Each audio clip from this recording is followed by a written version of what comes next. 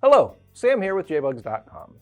We're continuing the rebuild of our 1971 Eurolux Super Beetle, and in our two previous videos we installed the pedal assembly, accelerator and clutch cables, the transmission, and the shift rod.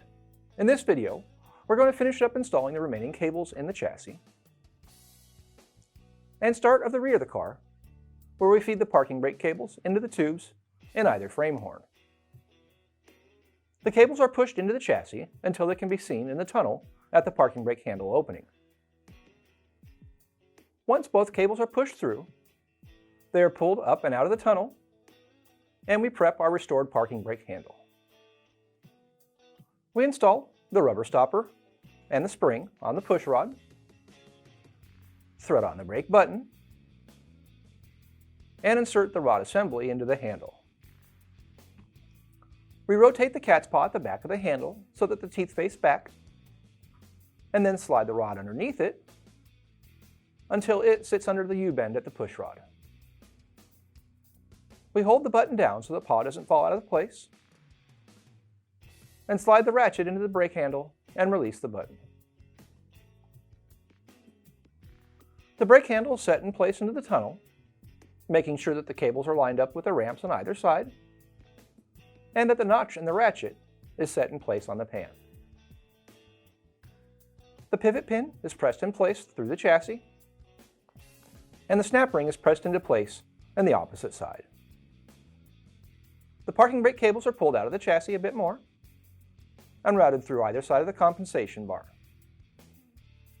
The set nuts are threaded on loosely, and we test the operation of the handle before threading on the lock nuts.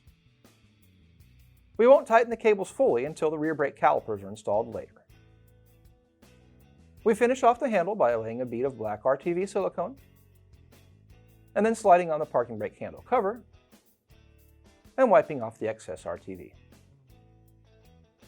Next, we'll install the new heater cables. There are two levers for the heater controls. The heater box cable has long crimped ends and routes from the right lever to the rear of the car. The rear footwell cable has bare ends that are twisted back into a loop and route from the left lever to the rear footwells where they control the heater ducts. We'll install the rear footwell cables first on the left side of the tunnel, with the longer side of the cable installing into the lower tube and the shorter end installing into the top tube. The top tube goes to the car's left side. The bottom tube goes to the car's right side.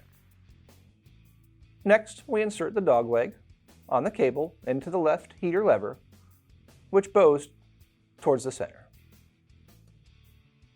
A plastic spacer is set under the threaded base, and the lever is pushed back into the chassis and set in place on the base.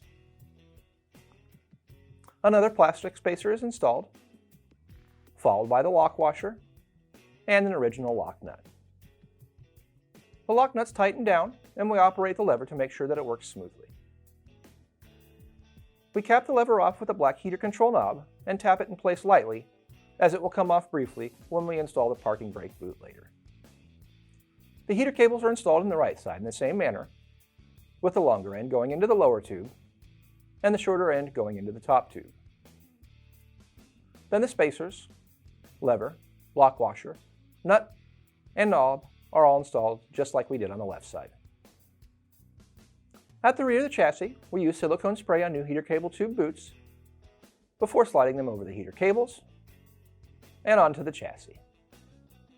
Holding the cable ends with a pair of needle nose pliers helps while pulling the boots over the ends.